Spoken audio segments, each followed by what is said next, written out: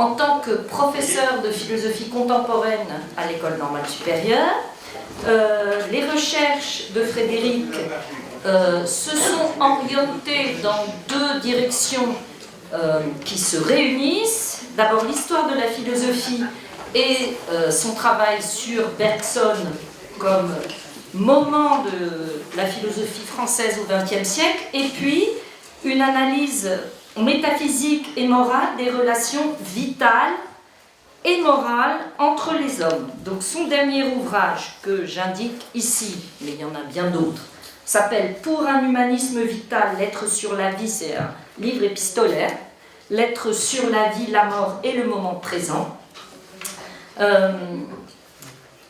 Son intervention aujourd'hui s'intitule « Rationalité et dogmatisme sur le doute raisonnable » et je suis très heureuse qu'il y ait une intervention philosophique dans le terme de ce colloque, bien que déjà, à de très nombreuses reprises dans ce colloque, il y a eu de très belles interventions sur le doute raisonnable et sur ce mélange entre pratique et réflexion théorique, l'occasion m'étant donnée de noter la qualité des différentes interventions. Je ne doute pas que celle de Frédéric couronne le tout. La pression est immense. Bon, merci infiniment de cette invitation et de cette présentation, cette rencontre qui découle de plusieurs, dans ces lieux, effectivement, dont une conversation avec Antoine et d'ailleurs d'autres avec Michel à plusieurs reprises. Ceci dit, on avait parlé d'un titre provisoire et je vais parler de quelque chose de beaucoup plus général que le titre très précis qui avait été proposé au départ, même si ça permet peut-être de le rejoindre. Si je m'inspire du titre de la journée d'aujourd'hui, le titre que je pourrais proposer pour ces quelques remarques générales, peut-être trop générales, mais qui me paraissaient utiles et que je suis très heureux de présenter dans le cadre de ce colloque et de cette union rationaliste aussi, ça pourrait être quelque chose comme rationalité et éthique dans le moment du vivant. En effet, ce que je voudrais essayer de montrer, le paradoxe que je voudrais essayer de souligner avec vous et auquel il me semble qu'on doit répondre parce qu'il comprend quelque chose comme un danger général et urgent, le paradoxe que je voudrais essayer de traiter porte sur la place étrange prise par la biologie et la médecine dans le débat public, dans le débat, disons, scientifique et pratique, dans le débat public au sens aussi des enjeux éthiques et politiques.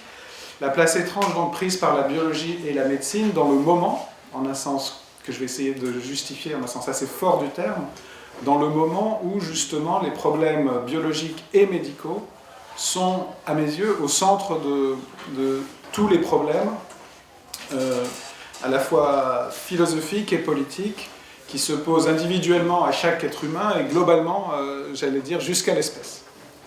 Et donc c'est un paradoxe parce que je définis pour ma part un moment philosophique et plus largement historique dans l'histoire de l'humanité, au fond, d'une manière peut-être générale, mais qui se veut la plus précise possible, par d'abord une discontinuité. On peut parler de moments que s'il y a des ruptures, et c'est ce qui justifie d'ailleurs le maintien de quelque chose comme une histoire. Donc moi je fais partie de ceux qui pensent que même s'il n'y a plus de grande philosophie de l'histoire, on vit encore une histoire avec un sens, avec des époques qui ont chacune une sorte de sens par rapport à la précédente. Est-ce que c'est progrès ou régression? On va y revenir aussi.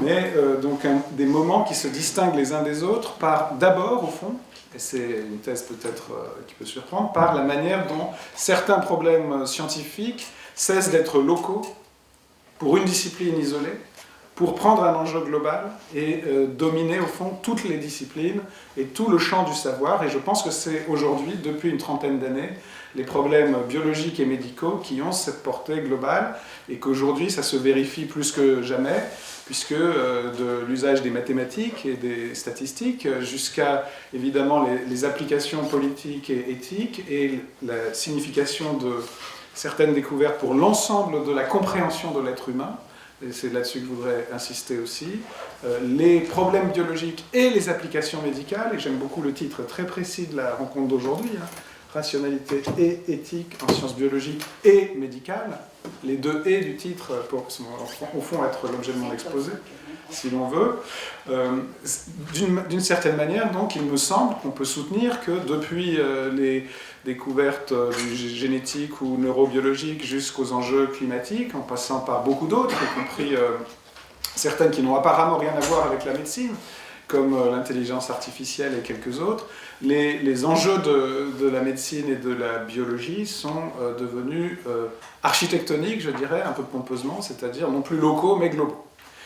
On peut soutenir que, en tout cas en France, dans l'histoire culturelle française, dans l'histoire des idées françaises, mais sans doute plus globalement, dans les 50 années précédentes, c'était plutôt les sciences sociales, les sciences de l'homme, les sciences du langage, une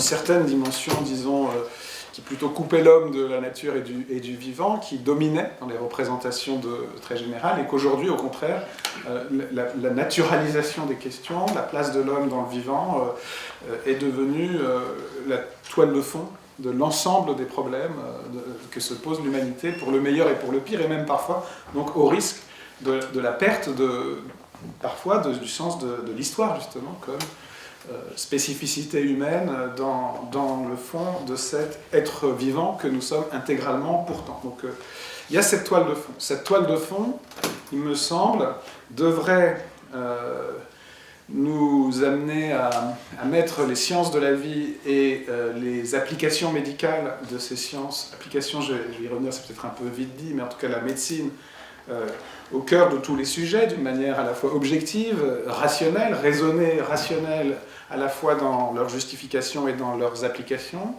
et à rendre l'humanité, au fond, plus maîtresse de son destin que jamais, puisque, au fond, les sciences sont désormais à la fois nécessaires pour nous comprendre intégralement et pour guider, répondre aussi aux dangers les plus généraux qui peuvent nous menacer. Au fond, ce dont on s'aperçoit, c'est que c'est d'une certaine façon c'est cela qui se produit, mais c'est aussi l'inverse, c'est-à-dire aussi, non pas seulement un accroissement de la recherche de rationalité et d'éthique, mais aussi un accroissement, je dirais, de l'irrationalité et potentiellement du contraire de l'éthique, disons, je ne sais pas comment dire, de l'irrationalité et des menaces autour des débats sur les sciences de la vie et de la médecine que l'on s'aperçoit aujourd'hui. Donc la question que je voudrais essayer rapidement de baliser, c'est au fond de comprendre pourquoi c'est précisément la montée en puissance des enjeux généraux des sciences de la vie et de la médecine qui explique cette ambivalence aujourd'hui, et pourquoi on n'est pas seulement face à un progrès de la rationalité et de l'éthique, mais à des menaces sur la rationalité et sur l'éthique. Pourquoi c'est précisément j'allais presque dire cette globalisation de certains enjeux locaux qui fait problème. J'essaierai ensuite de souligner, je vais souligner sur les deux plans de la rationalité et de l'éthique, disons. Ensuite, je voudrais montrer pourquoi ça intensifie certains risques et certaines forces aussi structurelles des sciences du vivant et de la médecine, qui sont là, évidemment, il y a de la nouveauté. Pour moi, la nouveauté du moment, c'est que la biologie est au centre du moment, mais les enjeux de la biologie et de la médecine ont toujours été les mêmes, de façon transhistorique aussi. Et pour indiquer comment ces risques et ces chances aussi ont toujours été là, je m'appuierai sur deux thèses qu'on ne relit pas souvent ensemble, mais qui me semblent très importantes, de Georges Canguilhem, qui me semble être encore aujourd'hui celui qui peut orienter nos recherches sur cette question. Et disons, dans un dernier temps, j'essaierai de proposer quelques réponses à la fois sur le plan en effet, de la rationalité et de l'éthique, des réponses qui passeront par des institutions, et des institutions comme la vôtre, j'allais dire, et comme celle-ci aussi, c'est-à-dire des institutions qui permettent de répondre à ces dangers occasionnés, là aussi, par une sorte de moment, j'allais dire, de toute façon on n'a pas à le juger, il est là, mais qui a aussi quelque chose de positif, c'est-à-dire, loin de moi l'idée de penser que la montée en puissance des sciences de la vie et de la médecine serait uniquement un facteur de déstabilisation, mais au contraire, je pense que c'est une chance aussi à saisir à condition de bien y répondre. Donc, ce sera donc 3 temps très très brefs et très généraux, mais qui me semble important de remettre un peu en perspective historique, et y compris avec des enjeux très précis. Je prendrai quelques exemples au passage, et d'ailleurs, je voudrais revenir d'un mot sur l'exemple qu'on vient d'entendre de manière passionnante sur la toxicité dans un instant. Donc, d'abord, que change en effet, qu'est-ce qui change, j'allais dire aussi objectivement, de telle façon que les enjeux de la science de la vie et de la médecine puissent amener à constituer ce que j'appelle donc un moment global, hein, c'est très ambitieux théoriquement, un moment qui fait qu'il se trouve, je dirais, constitue la toile de fond et se situe à la charnière, je dirais vraiment, de l'ensemble des problèmes théoriques et pratiques du savoir et des actions humaines et des institutions humaines aujourd'hui. Je pense qu'il y a un effet de seuil qui est à la fois une force et évidemment un problème. C'est que certains sujets biologiques et médicaux, pris isolément, franchissent aujourd'hui des seuils tels qu'ils mettent en cause, et je pense que c'est objectif, et ça n'est pas seulement un fantasme. Je reviendrai tout à l'heure sur l'article de Canguilhem intitulé « Idéologie et rationalité dans les sciences de la vie », hein, qui est très proche du titre. Bon. Certains enjeux locaux donc, franchissent des seuils tels qu'ils transforment en effet notre compréhension générale de l'être humain et de son environnement. Alors on peut penser à beaucoup de choses, du côté du génome, du côté du cerveau, du côté du climat évidemment. Hein. On a aujourd'hui une perception que les telles données scientifiques concernant le climat mettent en cause l'ensemble de la survie de l'espèce et de la planète. On a le sentiment que les recherches sur le génome et le cerveau peuvent transformer notre compréhension de l'être humain d'une manière générale, pas seulement localement mais globalement. Il en est aussi de même du côté des usages, hein, puisque bien sûr tous les débats de bioéthique sur lesquels je vais revenir, concernant par exemple les modes de procréation, les modes de fin de vie, les transformations, la question aussi des diagnostics génétiques par exemple, ont changé des pratiques humaines et peut-être, certains disent, ont des enjeux anthropologiques d'ensemble. Donc il y a un enjeu d'ensemble. Encore une fois, cet enjeu d'ensemble, à mon avis, n'est pas entièrement contestable. Simplement, il comporte des forces et il comporte des risques. Et je crois que pour un savant, moi je ne suis pas scientifique, disons, de ces sciences-là, je pense que nos sciences humaines ont aussi le droit de s'appeler science pour d'autres raisons, mais ce n'est pas le sujet.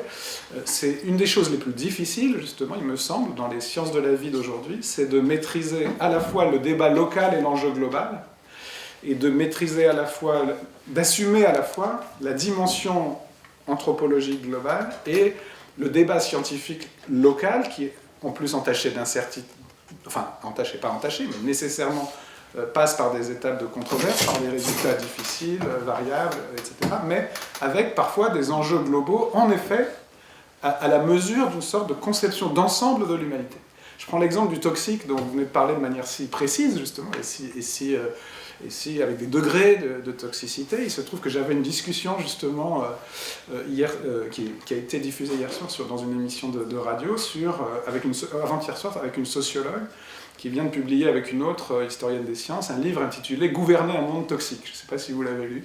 Soraya Boudia et Nathalie Jaas, un livre très intéressant, « Gouverner un monde toxique ». Et ce qu'elle montre, c'est que, bien sûr, il y a des degrés de la toxicité, mais qu'on peut dire que d'une manière générale, on est passé d'un modèle de protection, disons, d'assurance sociale des humains qui était celui du risque, à un modèle tout à fait différent qui est celui de la toxicité. La toxicité, c'est le moment où l'ensemble de la planète est maintenant soumise de toute façon, à des degrés divers, à une nuisance structurelle et irréversible, héritée d'un très long temps, et non plus à des risques ponctuels. Toxique, ça veut dire structurellement nuisible. Comme quand on dit d'une personne qu'elle est toxique, non, ça devient beaucoup dans le vocabulaire. D'ailleurs, il y a toujours cette question de la métaphorisation du biologique, j'y reviendrai avec Canguilhem, mais on dit une personne qu'elle est toxique, c'est-à-dire qu'elle est nuisible pas seulement par telle ou telle parole méchante ou tel acte mauvais, mais en elle-même, tout le temps. Il suffit d'être avec elle pour être embêté. Donc il ne faut plus les voir. D'ailleurs, ne voyons plus les personnes qui sont toxiques pour nous. C'est un très bon conseil de certains psychanalystes. Mais c'est difficile à mettre en œuvre, parce que parfois il y a des... Bon. Mais non, la toxicité est un changement de paradigme, d'une certaine façon. Ça n'est pas juste un nouveau type de risque. Or, et la toxicité fait partie des notions, beaucoup plus même d'ailleurs que la catastrophe ou l'effondrement, qui marquent qu'on franchit aujourd'hui un seuil dans notre compréhension de notre rapport au monde.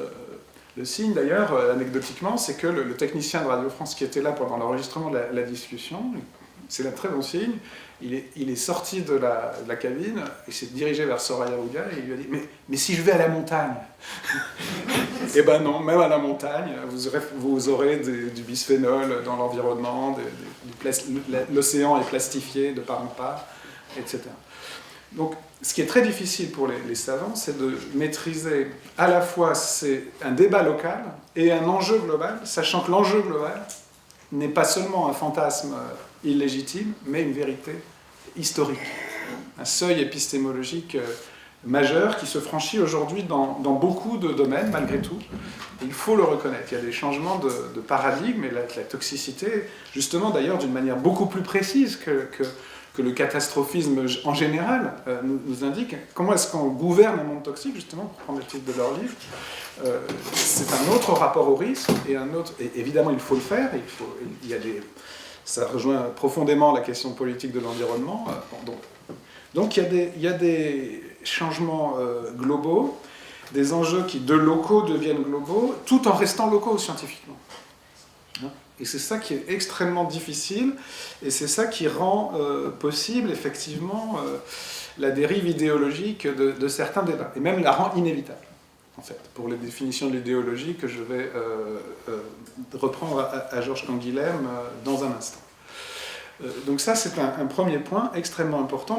L'ensemble de nos représentations du monde, au fond, sont bouleversées par certains changements scientifiques, et la question, c'est comment articuler le savoir scientifique avec cet enjeu anthropologique global, anthropologique et théorique, etc. Je crois qu'il en est de même, et je fais volontairement, j'essaye de faire une petite synthèse très, très générale, mais qui m'est utile aussi pour moi dans un certain nombre de réflexions. Je crois qu'il en est de même du côté éthique et politique, c'est-à-dire du côté des usages, du côté des effets et des usages. Je crois que, d'une certaine façon, dans ces développements scientifiques, d'une certaine façon, j'allais dire, il se pose toujours des enjeux d'éthique scientifique, ou médicale, dans un sens précis du terme, mais aussi des enjeux plus généraux. Et donc, on peut appeler éthique scientifique tout ce qui relève de la déontologie, ce qui est absolument fondamental, puisque, évidemment, la science, bien loin de se diluer dans une sorte de culture générale, doit rester le foyer, y compris des vérités, des choses. Il y a aussi, du côté de l'éthique médicale, avant toute réflexion sur l'anthropologie, il faut regarder les risques et les bénéfices objectifs de tel ou tel médicament. Il ne s'agit absolument pas de renoncer, là aussi, à cette éthique-là. Et peut-être ça vous paraît évident ici, dans ce cadre, mais il y a beaucoup de colloques d'éthique où on commence par dire que les médecins n'ont rien à nous apprendre là-dessus, et on dit, bon, il s'agit de la morale en général, mais on a aussi, évidemment, il y a une morale dans le calcul des risques et des bénéfices, des effets secondaires ou de tel ou tel médicament, mais néanmoins, il y a aussi une légitimité à d'autres enjeux éthiques. D'autres enjeux éthiques, la participation des citoyens, le respect de certains principes, l'interdiction de certains usages, même de certaines recherches, ce qui est très compliqué, la question de certains effets, de certaines découvertes qui peuvent être effectivement vu leur enjeu global ou qui peuvent ou doivent être limités, voire interdits. Qu'en est-il des manipulations du génome, des manipulations irréversibles, des effets sur la biodiversité? Est-ce que même, je dirais, une forme d'éthique seulement scientifique suffit, sachant que, encore une fois, je pense qu'il faut en faire la base. Quand je dis seulement scientifique, ça veut dire qui évaluerait par exemple seulement des effets nuisibles ou pas, sans s'interroger sur qui prend la décision, comment est-ce qu'on organise la procédure de discussion, qui est légitime politiquement pour prendre la décision. Donc voilà le premier point au fond, c'est que d'une certaine façon, il y a un paradoxe, c'est ça que je voulais souligner, qui est très difficile à assumer, qui est l'idée qu'au moment même où les sciences du vivant et la médecine prennent une portée tout à fait générale, qu'elles ont peut-être toujours eu potentiellement, mais qu'elles n'ont jamais eu à ce point, au lieu de les renforcer, ça les fragilise. Ou plutôt, au lieu de seulement les renforcer, ça les fragilise aussi. Parce que pendant ce temps-là, elles ne sont pas devenues pour autant des sciences mathématiques, elles ne sont pas devenues non plus des sciences humaines, elles ont un régime de scientificité qui est resté le même, et pendant ce temps-là, j'allais dire, la science travaille toujours en un certain sens de la même façon, mais dans un contexte où les avancées de plus en plus rapides sont des franchissements de seuil et des toiles de fond, des changements de toile de fond tout à fait majeurs. Et donc, comment est-ce qu'on fait sur cette double toile de fond pour garder la rigueur scientifique tout en maîtrisant l'arrière-plan? On voit bien qu'il y a une tentation du point de vue de l'arrière-plan, et je vais expliquer dans un instant pourquoi, d'idéologiser, et puis il y a une tentation aussi de couper la science, de dire ce n'est pas le problème du savant, comment est-ce qu'on fait entre ceux qui refusent la science et sont directement dans l'idéologie, et ceux qui aspirent à une sorte de communauté scientifique qui ne se mêlerait pas de ces débats idéologiques. Comment est-ce qu'on fait avec toutes ces entre-deux? Et en effet, c'est Sylvestre Huet qui a cité tout à l'heure l'intervention de Didier Raoult dans le débat sur la pandémie. C'est en effet quelque chose de très compliqué, parce qu'il a effectivement été, au mieux, il a été trop vite. Et d'ailleurs, la pandémie est évidemment un très bon exemple de tout ce dont on parle, tout ce que je voudrais situer. Avant de venir à quelques propositions, je voudrais faire un petit détour par Canguilhem.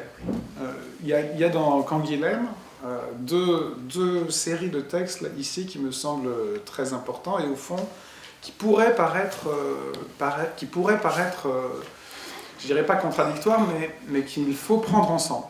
Il y a une première série de textes, je dirais sur la rationalité en général, ou sur la science, dont le sommet se trouve dans des conférences, je crois prononcées pour partie ici même, à l'invitation d'Althusser, dans un contexte politique bien précis, qui ont donné lieu à cette publication, je crois de 1977, intitulée « Idéologie et rationalité dans les sciences de la vie ».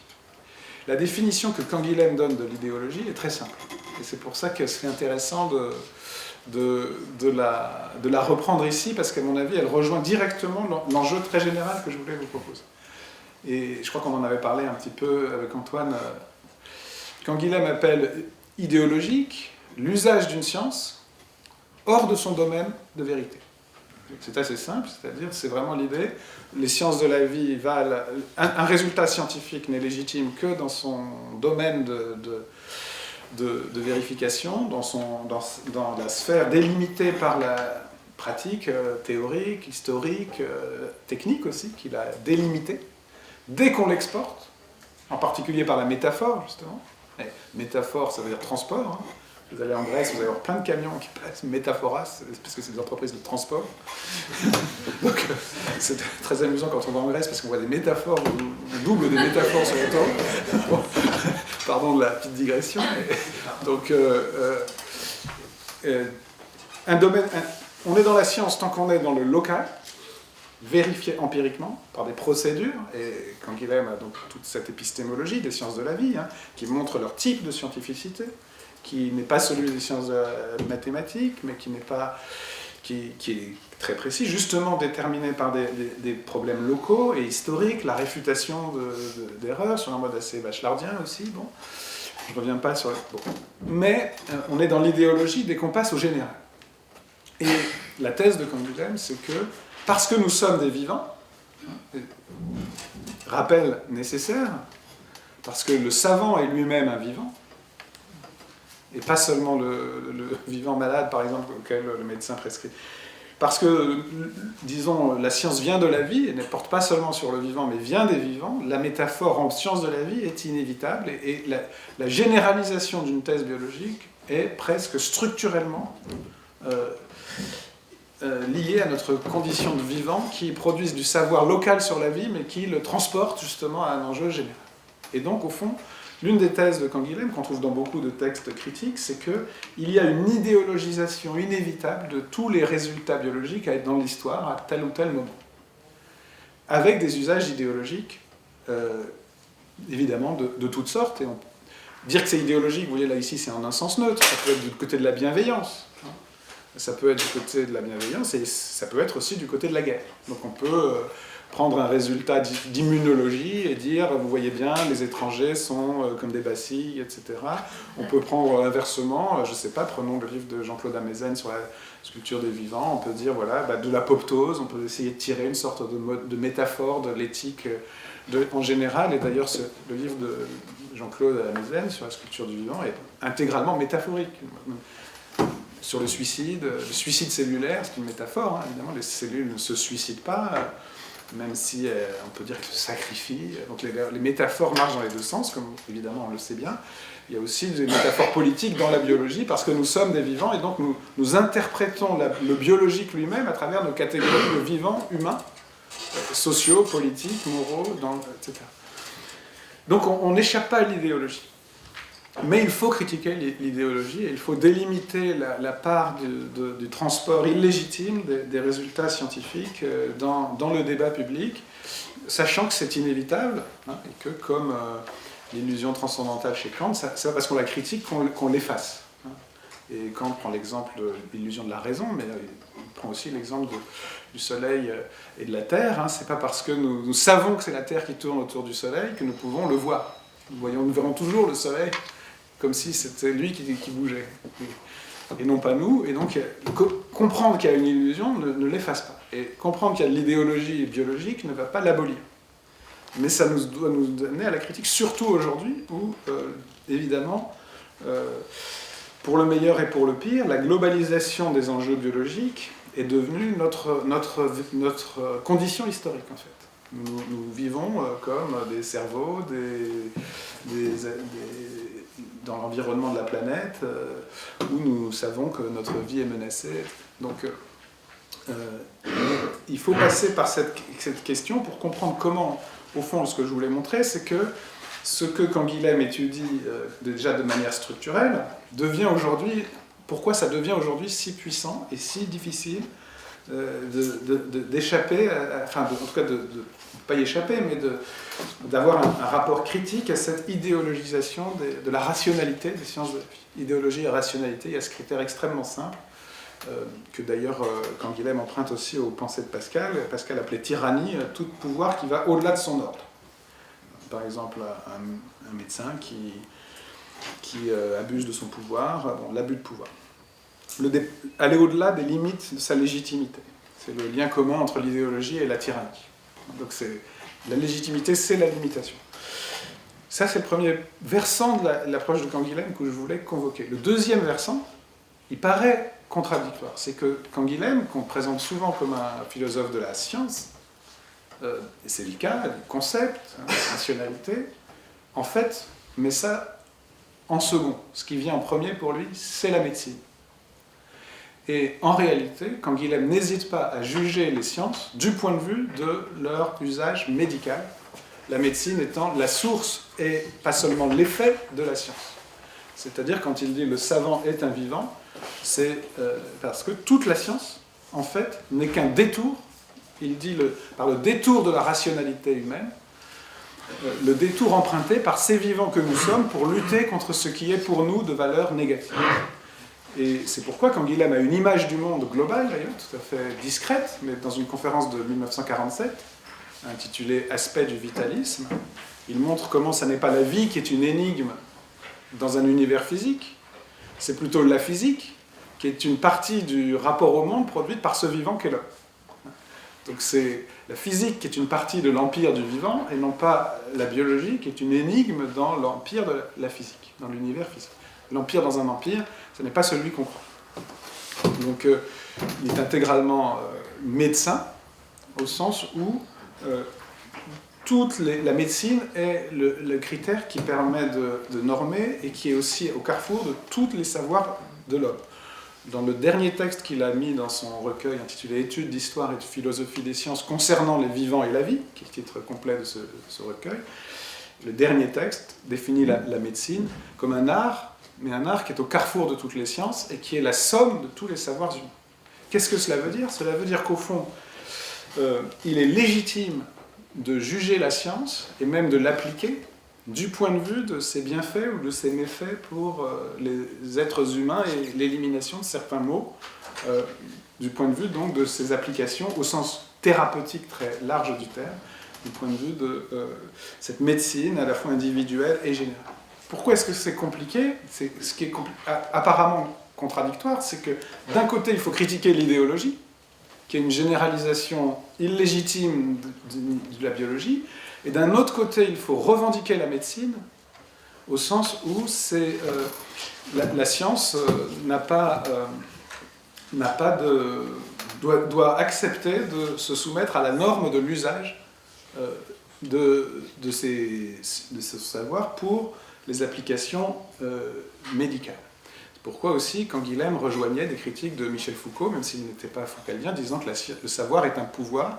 Et vous allez trouver, par exemple, un texte intitulé « Le cerveau et la pensée », qui est extrêmement violent à l'égard de la neurologie, qui, en voulant étudier le cerveau indépendamment du comportement global de l'organisme humain et de l'individualité, va plus vers la préfecture de police que vers le Panthéon et les grands hommes. C'est son image célèbre. Quand vous sortez de la Sorbonne, si vous tournez à droite, vous allez vers le Panthéon. Si vous allez à gauche, vous allez vers la préfecture de police. La neurologie, c'est très violent à l'époque, hein. La neurologie est du côté de la préfecture de police. Si elle n'intègre pas toute la compréhension de l'organisme vivant humain qui fait qu'on est malade ou bien portant, libre ou pas libre. Donc, ne critiquez évidemment pas la neurologie, mais l'isolement de la neurologie comme, compréhension mécaniste de l'être humain qui pourrait potentiellement aboutir à son contrôle social et qui doit être intégré au contraire dans une compréhension globale de l'être humain dans son milieu. Et je pense que justement, certains usages de la neurologie aujourd'hui répondent complètement à cette exigence médicale contre d'autres. Donc, au fond, le défi, c'est de dire, on critique l'idéologie, mais on n'y répond pas par une conception de la science comme se suffisante à elle-même, au contraire par une conception globale des usages éthiques et politiques aussi de la science dans un contexte donné. Donc la seule réponse à l'idéologie, c'est la médecine.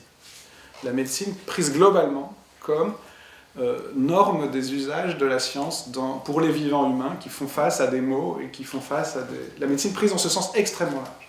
Pourquoi j'entends que rationalité et éthique en sciences biologiques et médicales, ça me paraît fondamental, et d'ailleurs on peut constater que la seule réponse aux peurs aujourd'hui des humains sur les transformations de la biologie, c'est de leur répondre par des applications médicales au sens d'abord de lutte contre le négatif. Avec cette idée, mais est-ce que vous êtes sûr, etc. C'est une fiction, on nous ment, ça va être, vous dites que ça va sauver l'humanité. Bon, par exemple, vous autorisez les recherches sur les cellules souches. Comment pouvez-vous me prouver que ça va être utilisé uniquement pour répondre à des maladies et pas pour des contrôles qui rejoignent la science-fiction? Et est-ce qu'on peut le garantir à 100%? Non. Est-ce qu'on peut garantir que dans tel ou tel pays, il n'y aura pas des usages de telle ou telle technique pour contrôler les humains? Non. Est-ce que néanmoins on a un critère? Oui. Donc c'est toujours la question. Je termine. Troisième temps. Oui, absolument. Merci. Troisième. Donc, tel est au fond le défi. Alors, justement, comment est-ce qu'on y répond? Donc, j'en viens à ce troisième temps où je voulais proposer deux perspectives qui sont, à mes yeux, nécessairement en partie institutionnelles. Il y a et qui sont nécessairement, au fond, qui sont nécessairement à la fois acceptation et même une revendication de la rationalité scientifique locale de la biologie et de la médecine, et même, je dirais, ultra-locale. Il faut rentrer dans tel ou tel enjeu, à chaque fois différent, et en même temps une capacité à relier à ces enjeux globaux. Il y a évidemment deux besoins fondamentaux qui ne suffiront jamais magiquement, puisqu'on voit que l'idéologie est encore décuplée aujourd'hui par le contexte. Le premier, c'est de construire évidemment des cadres institutionnels, je dirais, de recherche et d'enseignement, où la biologie et la médecine soient replacées dans le contexte global, y compris pour les biologistes et pour les médecins. Avec, je dirais, deux compléments indispensables, qui sont ceux de l'épistémologie et de l'histoire, de la philosophie, de l'épistémologie et de l'histoire, disons de la réflexivité sur la médecine elle-même, et puis une compréhension de la toile de fond globale sans laquelle le scientifique, à mon avis, se trouvera toujours dépassé par les usages idéologiques qui seront faits de son savoir. Donc il y a une obligation d'interdisciplinarité qui va beaucoup plus loin encore qu'on ne croit. Et évidemment, ça marche aussi en sens inverse, il faut informer les sciences humaines, les lettres ici à l'école normale, des questions biologiques et médicales. Ça me paraît absolument central, y compris pour comprendre les enjeux politiques contemporains. Donc c'est un enjeu très important qui comprend évidemment des tâches doubles. D'abord de revendiquer la rationalité scientifique comme étant l'alpha et l'oméga, mais aussi la coexistence avec les autres enjeux, qui sont tout aussi rationnels d'ailleurs, des sciences sociales, d'où la place d'un colloque de l'Union rationaliste dans l'école normale supérieure, parce que c'est au fond aussi cette interdisciplinarité que... Ça n'est qu'un premier aspect. Il y a un deuxième aspect, et vous allez dire que je plaide pour mes deux paroisses, mais au fond, c'est quand même cohérent, dans un certain sens, aussi s'engager dans les endroits dont on veut parler un peu théoriquement. Le deuxième enjeu, c'est évidemment de construire des institutions politiques qui permettent d'articuler les enjeux éthiques et politiques, éthiques et sociaux, disons, des enjeux biologiques et médicaux. Et ça n'est pas si facile, puisqu'on ne peut pas se contenter, pour le coup, des experts médicaux. Ça n'est qu'une des parties de l'éthique, il faut l'admettre. Et on ne peut pas se contenter non plus des législateurs. Les exemples sont nombreux. Même l'éthique médicale, ce n'est pas seulement le risque et la malfaisance de tel ou tel médicament, ça va être aussi de respecter la liberté du patient, de comprendre à quel moment une application doit être peut-être considérée comme utile à tel enjeu, mais nuisible à tel autre, de comprendre aussi l'articulation des enjeux éthiques dans une société pluraliste. Bref, on a besoin de plusieurs dimensions de l'éthique. Pour cela, on a besoin d'institutions aussi qui permettent de penser justement des rationalités et éthiques en sciences biologiques et médicales, mais pas seulement, j'allais dire, qui permettent de faire converger plus d'une rationalité et plus d'une approche éthique. C'est évidemment des institutions de débat, des institutions consultatives qui sont absolument nécessaires parce que, encore une fois, les scientifiques sont nécessaires en tant qu'experts et peuvent être discrédités en tant qu'experts dans la parole publique. Et donc c'est la question de l'expertise qui est au cœur du débat contemporain. Et évidemment, le débat critique dans la science aussi doit être mis en scène, doit être justifié. Là, par exemple, sur la pandémie, quand on n'est pas sûr, voilà, l'état du savoir, même tous les jours, ça change. Et en même temps, la confiance dans les institutions qui est vraiment la clé du débat. Donc il y a, encore une fois, l'éthique scientifique au sens strict est nécessaire mais pas suffisante. Et il faut construire, je dirais, du point de vue de la théorie, il faut assumer l'idée que vos découvertes ont des enjeux globaux. C'est comme ça peut énerver certains savants, d'autres vont faire des grandes synthèses, par exemple l'homme neuronal. Voilà, un savant, tout à coup, assume que sa découverte change l'image de l'homme, il intervient dans le débat anthropologique. D'autres vont avoir la pudeur de dire « moi, je ne m'en mêle pas, je sais que ce que je fais là change tout, mais pas à moi de le dire ». Mais personne ne peut s'en dispenser. Donc, compléter les sciences de la vie et de la médecine par des institutions qui assument leurs enjeux globaux à la fois d'un point de vue théorique et éthique et politique, dans le débat social, c'est indispensable. Ce ne sera peut-être pas forcément suffisant parce que l'idéologie est très puissante, mais c'est la seule chose qu'on puisse faire et il faut le faire ensemble. Merci beaucoup Frédéric.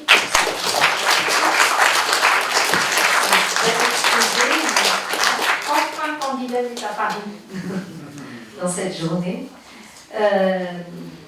Frédéric a rappelé qu'il était producteur sur France Culture. Je ne l'ai pas rappelé, mais j'ai fait allusion à une émission. Tu l'as évoqué, et j'avais omis de le dire. Ah non, c'était discret. Si vous Matière voulez avancée. écouter l'émission sur le toxique, moi, elle m'a beaucoup marqué. Merci beaucoup pour votre exposé. Juste une question qui nous ramènerait à ce que nous avons essayé de dire, pour moi d'entendre, en tout cas depuis le début de la journée, à propos des fake news, avec donc ces infox, je sais pas comment, qui nous semblaient, à cause dans l'actualité très en nombre croissant et en toxicité pour le coup croissante, comment dans votre saisie de la nécessaire rationalité, de l'inévitable idéologie, comment ceci prend une place, et est-ce que ça doit aussi, c'était une question ce matin, prendre place dans un débat, parfois qui est très difficile à tenir? Alors d'abord, pardon, j'ai pas pu être là ce matin, et pardon à ceux qui ont parlé, mais sur les fake news, il y a deux choses. D'abord, il y a évidemment des mensonges involontaires parfois volontaires sur tel ou tel sujet local, et puis il y a le discrédit général sur les institutions de savoir, on pourrait dire. Il ne faut pas oublier que fake news, c'est quelque chose qui s'est trouvé dans la bouche de Trump pour illégitimer tous les médias américains d'un coup. Hein. C'est ça qu'il veut dire quand il dit les fake news. C'est pas lui dont il parle. Hein. C'est lui qui l'a inventé pour parler des autres qui ont des défauts, mais qui ont aussi des cadres déontologiques, justement. Même s'ils les transgressent parfois, mais ils en ont. Et ça s'étend à la science, évidemment, dans son esprit. Et vous savez que les terraplanistes, par exemple, ou les platistes au Brésil, ils disent toujours « la Terre est plate et on vous ment là-dessus ». L'énoncé est... Vous ne pouvez pas couper les deux parties de l'énoncé. La Terre est plate et on vous ment, c'est une seule phrase. Pourquoi ? Parce qu'ils savent très bien qu'il y a beaucoup de savants qui pensent que la Terre n'est pas plate. Mais justement, le « et il vous ment », c'est très important. Donc oui, moi je pense qu'il faut lutter à chaque... Là aussi, je vais reprendre exactement ce que je viens d'essayer de dire. Il faut lutter sujet par sujet, mais il faut lutter sur le plan global. Il faut légitimer aussi les institutions globales de légitimité scientifique, justement, et de l'information. Hein. L'exposé de Sylvestre était très clair. Il faut aussi relégitimer de l'intérieur aussi les médias et disons, les cadres publics du débat. Donc on n'y arrivera jamais seulement en réfutant telle ou telle fake news. Alain ? Merci pour cet exposé extrêmement intéressant. Je vais peut-être faire une interprétation avec laquelle on ne sera pas d'accord. Il me semble que, en réduisant, peut-être que réduisant, ça ne va pas être de ton goût, la science a ses applications et donc a ses conséquences.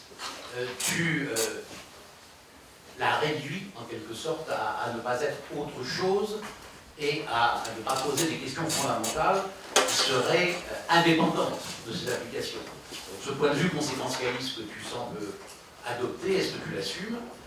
Et je vois ce point de vue conséquentialiste aussi dans ce que tu as dit de la neurologie, c'est-à-dire que visiblement adopter une position externaliste, on ne veut pas, le cerveau est aussi dans la société, position qui est évidemment extrêmement cohérente. Est-ce que néanmoins, on ne peut pas aussi considérer qu'il y a une étude du cerveau qui serait éventuellement éloignée de sa possible réduction aux conditions sociales dans lesquelles on l'étudie? C'est pas une objection, simplement savoir si l'interprétation te convient. Alors, pas tout à fait, effectivement. Non, je pense qu'il faut juger les usages avec les normes propres aux usages. Et je pense qu'en effet, la science, dans ses usages, doit être normée par les usages et par la médecine, au sens très général du terme, c'est-à-dire répondre à des mots et non pas viser un bien ou viser la transformation de l'humanité pour elle-même, etc. Mais en revanche, dans ce détour par la rationalité scientifique, la vérité vaut pour elle-même et les transformations valent pour elles-mêmes. Et la preuve en est que ce sur quoi j'ai insisté, c'est qu'il y a des découvertes scientifiques aujourd'hui qui, en elles-mêmes, changent la compréhension de l'homme. Il est évident que se comprendre aujourd'hui à travers le génome et le cerveau, ça change profondément notre rapport à nous-mêmes, notre image de nous-mêmes, et c'est une vérité en soi. Donc il n'y a pas de réduction aux usages pour ce qui est de la vérité. Je ne juge pas de la vérité par l'usage. Par contre, je juge de l'usage par l'usage, oui. Et je pense qu'en effet, on doit pouvoir justifier une recherche scientifique par des enfin, en tout cas, quand on juge des applications, on doit les regarder avec des normes éthiques et morales et sociales assez générales, et pas seulement par des normes scientifiques en tant que telles. Pour les il y a l'ordre des applications. Non, je distingue bien la vérité d'un côté et ses applications. Bonjour, je vous remercie pour votre présentation, c'est très intéressant.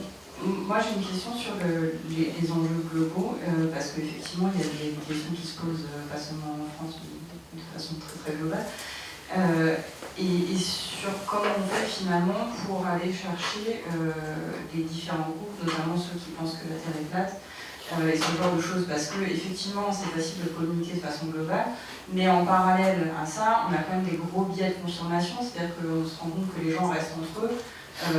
Il y a un gros effet communauté quand même qui a l'air de se développer. Et du coup, finalement, même si on communique facilement avec tout le monde, on se rend compte que les gens restent quand même dans leur petit groupe. Et j'étais vraiment d'accord avec beaucoup de choses qui ont été dites aujourd'hui, mais parce que c'est l'union rationaliste, et je me demande finalement si dans le reste de la population ce serait le cas. Et voilà, donc je voudrais savoir si vous avez, je sais pas, des idées, des solutions sur comment classer justement ces barrières entre différents idéologies. Je pense que oui, il faut évidemment des réponses qui sont, à mon avis, institutionnelles, c'est-à-dire que les tunnels, les tuyaux coupés d'un débat public général sont effectivement un danger majeur aujourd'hui. Il y a certains pays qui n'ont plus du tout d'espace public commun, y compris d'éducation.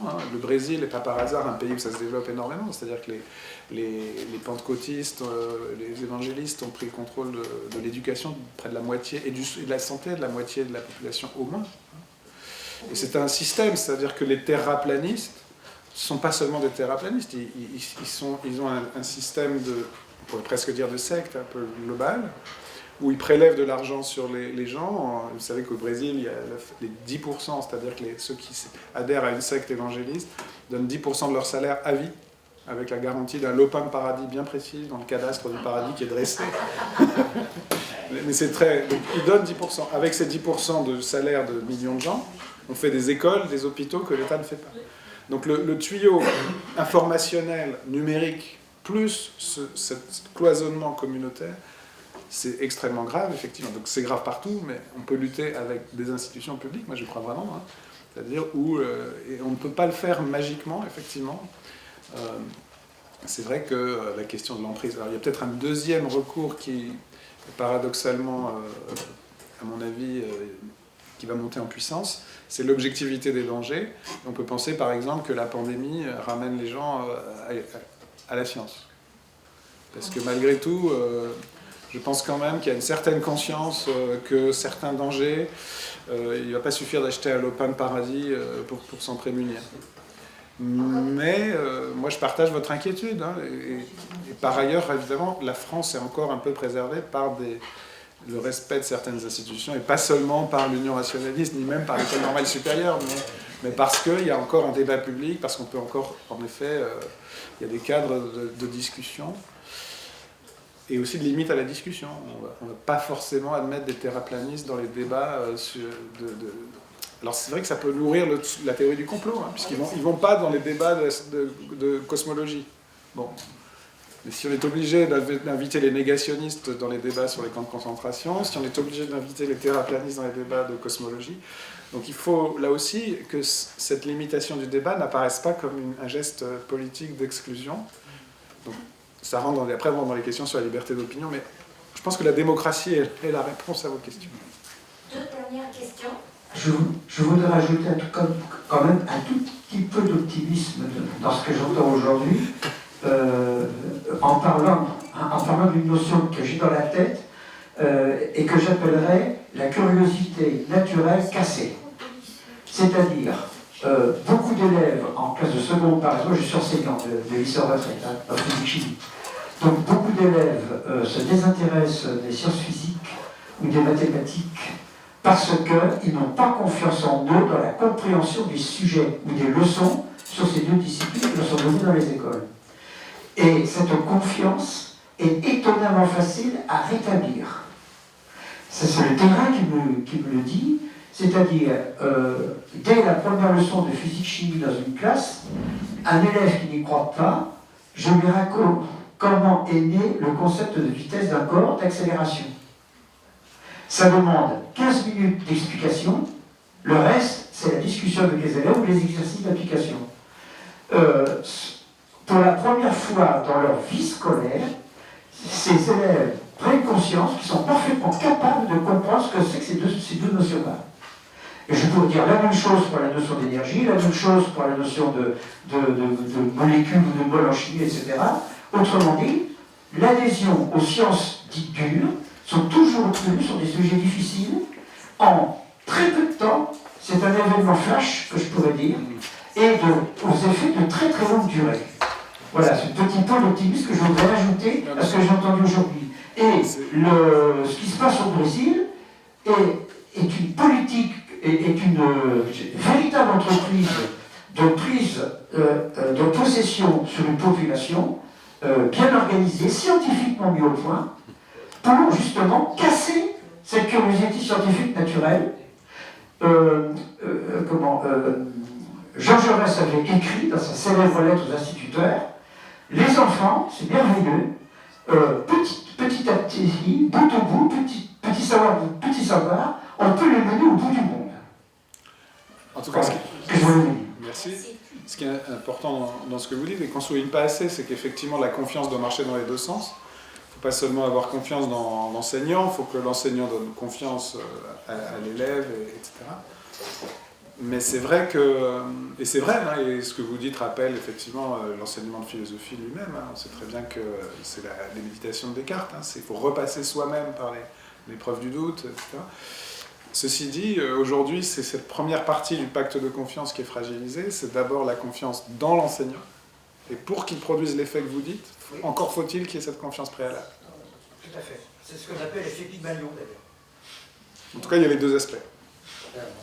Edouard ? Oui, je n'ai pas plus que vous, je suis biologiste, mais je n'aurais pas mis dans mon esprit les sciences médicales au centre de la biologie comme vous l'avez fait.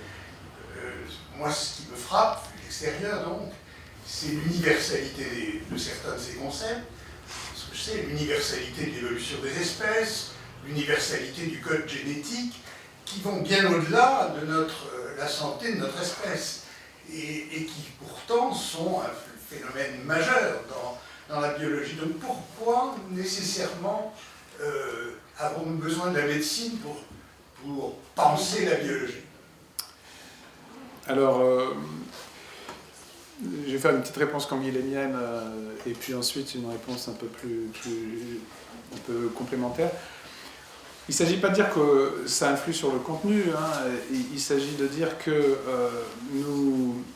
quelle que soit la longueur du détour, l'ensemble du savoir scientifique qui a sa vérité propre est produit par les humains pour améliorer aussi leur rapport à l'environnement et pour répondre à des besoins ultimement d'ordre médical.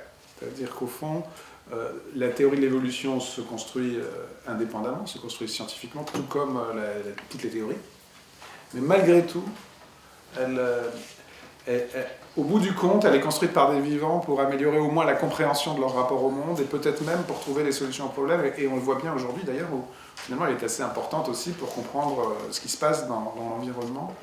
Donc c'est ce contexte qui fait de la science, dans la perspective de Canguilhem, plutôt un détour dans le rapport de l'humain au monde qu'une sorte de monde en soi, qui me paraît quand même important de défendre. Enfin, ça n'influe sur le contenu de rien du tout. D'ailleurs, au fond, faudrait parler de la médecine plutôt comme Canguilhem, d'un art au carrefour de toutes les sciences, plutôt que d'une science, en un certain sens, et revendiquer cette dimension de clinique, plus que de... L'autre point, c'est que, au fond, la médecine est prise aussi comme, disons, modèle de seule légitimation de la limitation des usages de la science, justement. C'est-à-dire, et encore, il faut le faire avec prudence, parce qu'on sait très bien qu'on peut tomber très vite dans un principe de précaution très, très vague, très abstrait, etc. Donc, mais quand la médecine nous prouve qu'un usage d'une science est nocif, nuisible, quand la science le prouve, c'est la science médicale, là il faut faire quelque chose. En effet, la médecine reste un modèle normatif, objectif des actions humaines. D'une certaine façon, moi j'envisagerais même, beaucoup de philosophes l'ont fait, la philosophie comme une médecine de l'âme, la morale comme plutôt sur un modèle médical, que l'inverse. Donc c'est plutôt pour penser l'ensemble de l'éthique sur un modèle dont la médecine est sur le modèle de la médecine. C'est pas pour fragiliser la science. Je sais pas si je réponds bien, mais bon. Oui, très clairement. Clairement, en tout cas. Il nous reste à remercier Frédéric Bois.